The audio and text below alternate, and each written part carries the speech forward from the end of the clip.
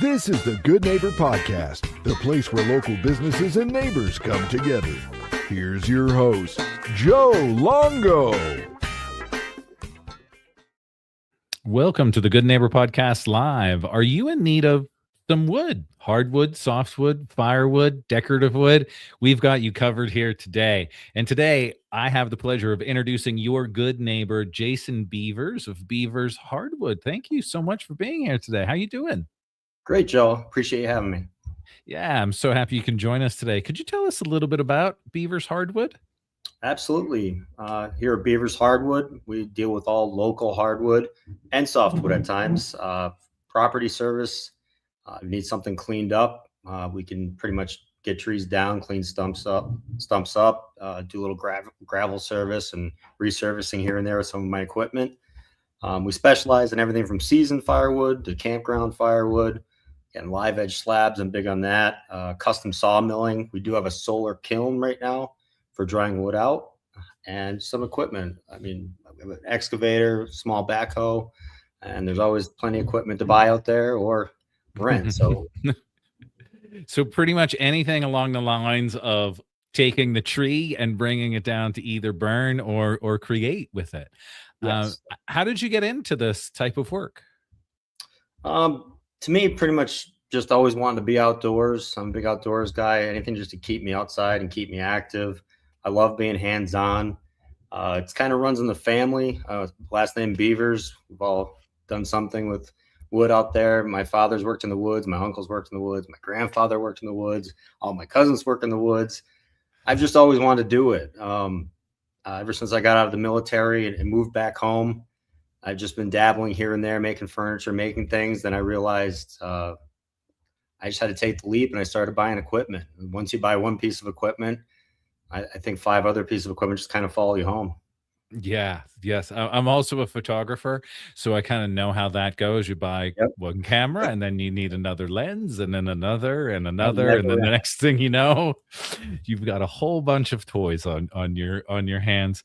I'm curious. Before we record it, you said something about seasoned firewood and non-seasoned. I've always wondered what does that mean? So a lot of people go out, and especially in the wintertime, they're looking for seasoned firewood. If you're not buying from somebody that actually dries it correctly and just puts it in one big heap, the air can't get to it and it can't dry the wood out.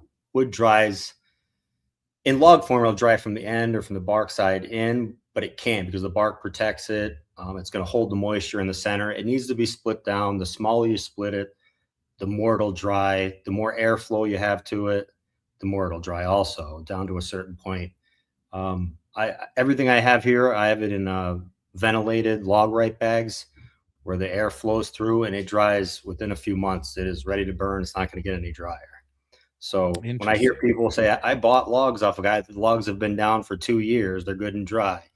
I get logs like that off people when I'm putting them through my firewood processor. They're crushing water out the end of them. They're not dry. When people see that, they can't believe it. They're like, oh, this should have been seasoned. It's not seasoned truly until it's air dried. Interesting. I've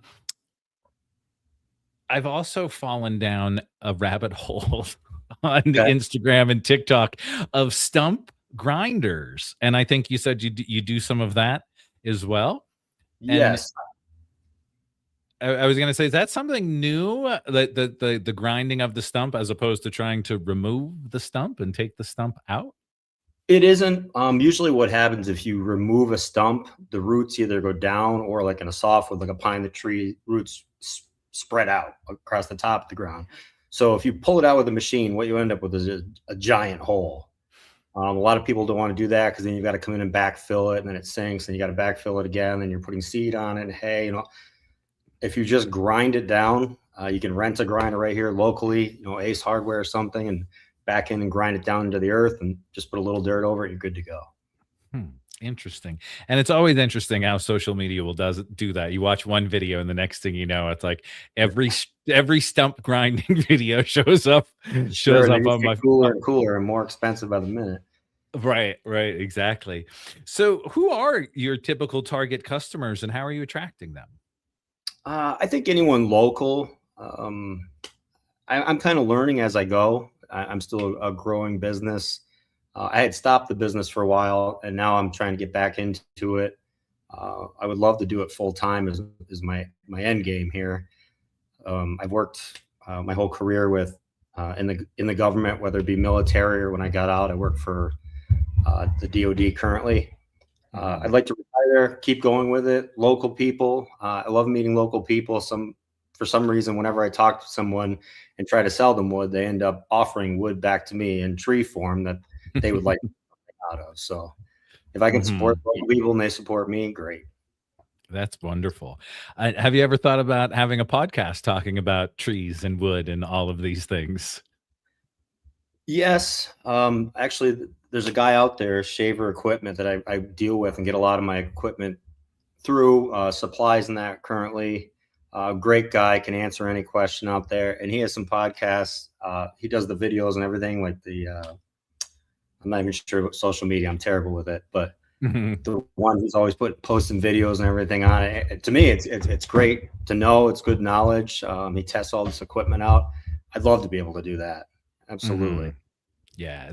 And again, I find myself getting sucked into the rabbit hole of the stump grinding, or just, I guess and I don't even know what it's called. Pardon my lack of knowledge, but That's when right. you just like cut the slabs, like Yes. they get a big tree and big saw, and I'll just sit there and watch. And I'm like, I don't even know why I'm watching them cut this tree in slabs, but there's something so wonderful about it. I make videos of myself cutting slabs, live edge slabs like that. I bought a mill that's wide enough to do 36-inch wide slabs for bar tops and that. And like every one of them, I don't know how to describe it. It's almost like someone going pearl diving and they open every oyster. They don't know what's going to be inside. Every time you cut a slab, every slice you take off of it and slide it off, the grain is different, the color is different, the design is different. And as soon as you go and scrape that dust off, it's just amazing. I feel like I could put a video out for every single time I do that, but I doubt anyone will watch. It really is amazing seeing the beauty that is inside the tree like that, like the artwork of just nature itself. So outside of working in this space, and I have a feeling I know the answer to this, what are you doing for fun? Nothing. For me, fun is that stuff. What was just a hobby has turned into more and more like work. But like they say, when you're doing something you love, it's not work anymore. I love being around the equipment. I love designing things or building things, making things. And when someone calls me with something they can't find, I love to be able to provide that to them. Yeah, I had a feeling that's probably was where the answer was going to go. Doing exactly what you're doing, and that's beautiful. Again, that to have that kind of life of like, I love this, even when I'm not working, I'm going to be out there doing something with it. So that's wonderful. Could you tell all of our listeners one thing that they should remember about Beavers Hardwood? I think basically when it comes down to wood, there isn't much we can't do here with it. I know people, even this property, I've been on it. My family's been on it for over 100 years. If we had some large pine that had to come down, you can take that pine and make it into a memorable piece of furniture or something for your house. That isn't something you just buy at the store, wait till the glue wears out and you throw it away. It's going to last generations, and it's something you can pass down, and it'll have a story behind it. Yeah, that's wonderful. And how can our listeners learn more about you and your company? Right now, Facebook is the best way. Beavers Hardwood, LLC. Just hit me up on there, and I can accept you as a friend, I guess, if I'm saying that lingo right. And I'll continue to post things as I make new things and start new projects. That's wonderful. Well, Jason, thank you so much for taking the time for sharing some of your knowledge with us. And from everybody at the Good Neighbor Podcast, we wish you all of the success moving forward. All right. I really appreciate you having me on here. Thank you for listening to the Good Neighbor Podcast. To nominate your favorite local businesses to be featured on the show, go to gnpnepa.com.